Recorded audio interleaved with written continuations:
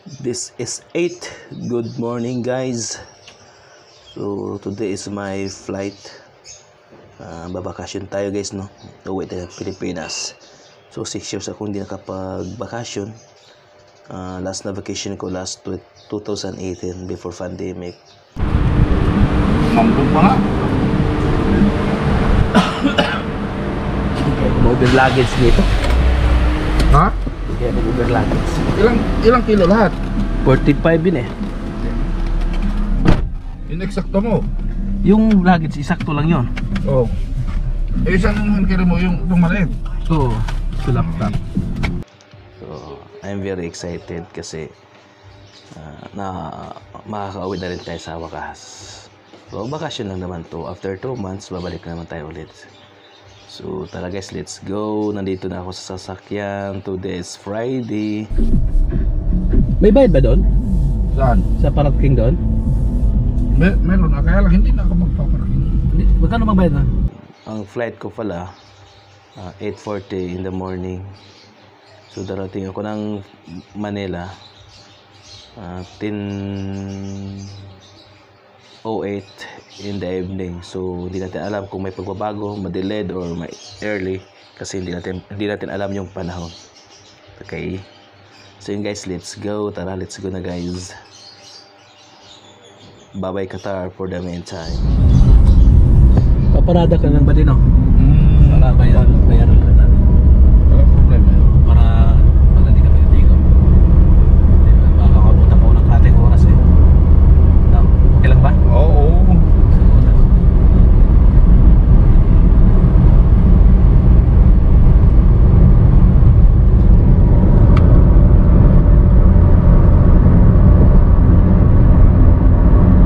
Sa loob ng 6 years, ngayon lang nakatungtong ulit sa airport. Ikaw ba rin kayo nakauwi? Last na uwi mo? 7. Nung hindi ka pa nag-resign, no? 2017. Ako 18. COVID. COVID. Yung COVID kasi kaya hindi tayo naka-ano.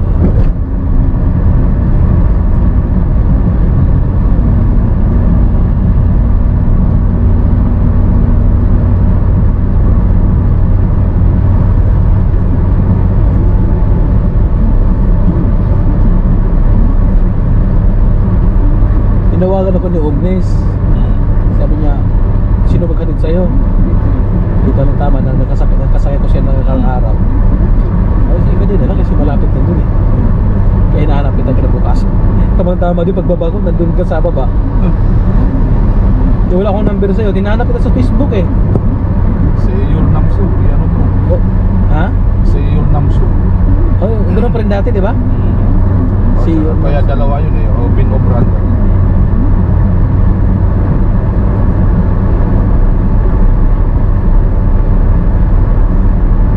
May WhatsApp pa ko dyan. May WhatsApp ka? Ay, may WhatsApp ka rin sa ano, no? Yung number ko na yun. Oo.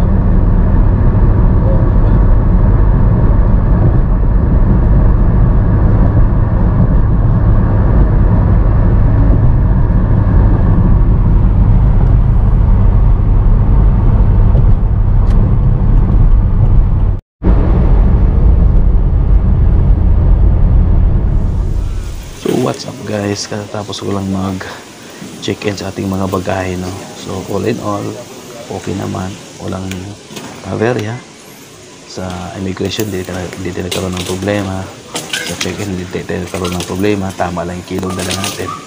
So shout out pala sa akin sa mga naghatid kanina, siya Kuya Luis at saka si Munay.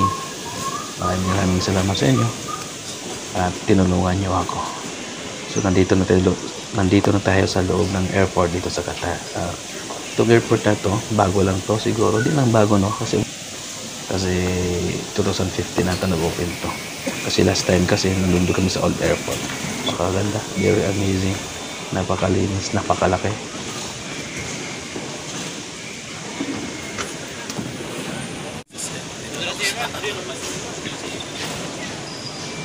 Hindi ka nahihirapan na hanapin mo yung saan area yung aeroplano mo kasi nandun na yung mga later kung saan ka pupunta. So nandito na tayo sa loob guys, no? Nakababa na tayo. Ito yung logo ng duty free dito sa Qatar. So ngayon, habang maghihintay tayo sa flight natin, magalagala na tayo. So natapos ko na rin ikot-ikot doon guys. Napakaraming gustong bilhin, kaya lang siyempre nagtitipid tayo kasi dollars yung mga pera, mga price doon. So dito lang ako sa may escalator papunta doon sa waiting area kung saan kami nandun yung aeroplano namin. So,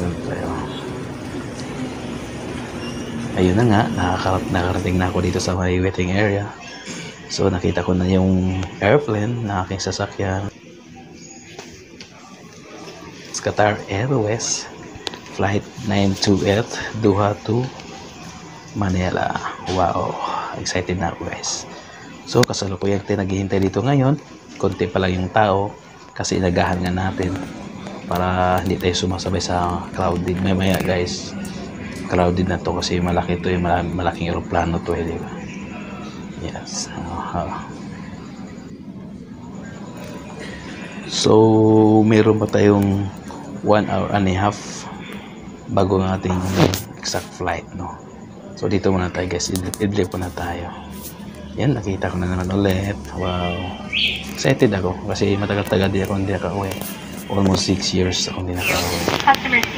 So yun na, nandito na tayo sa loob ng aeroplano. Time to flight na natin guys. So after long hours flight, sa wakas nandito na tayo sa Ninoy Aquino International Airport Terminal 3. So kasalukuyan tayong naghihintay sa ating luggage, no? Manghirap din pala, no? Napakahirap talaga magbiyahe na ganong kahabang oras. So more than 9 hours, nadidelayed pa kami ng 30 minutes. So ang lapagsan namin ay 10:08. So nakalapag na kami ng 10:25. So wala pa lang 30 minutes. Medyo ang lakas ng turbulence sa bandang Vietnam. Ang likot ng eroplano, nakakatakot talaga. Pasawa ng Diyos, safe naman kami nakarating lahat. So ngayon nandito ako sa may hintayan ng luggage. Hirap din pala pag una kang mag-check-in. Pag una kang mag-check-in, yung luggage mo huli ang dating. Kanina pa ako dito, siguro mga 30 minutes na rin ako naghihintay. Excited. So maraming salamat sa inyo guys. God bless lahat. Bye bye and paalam guys.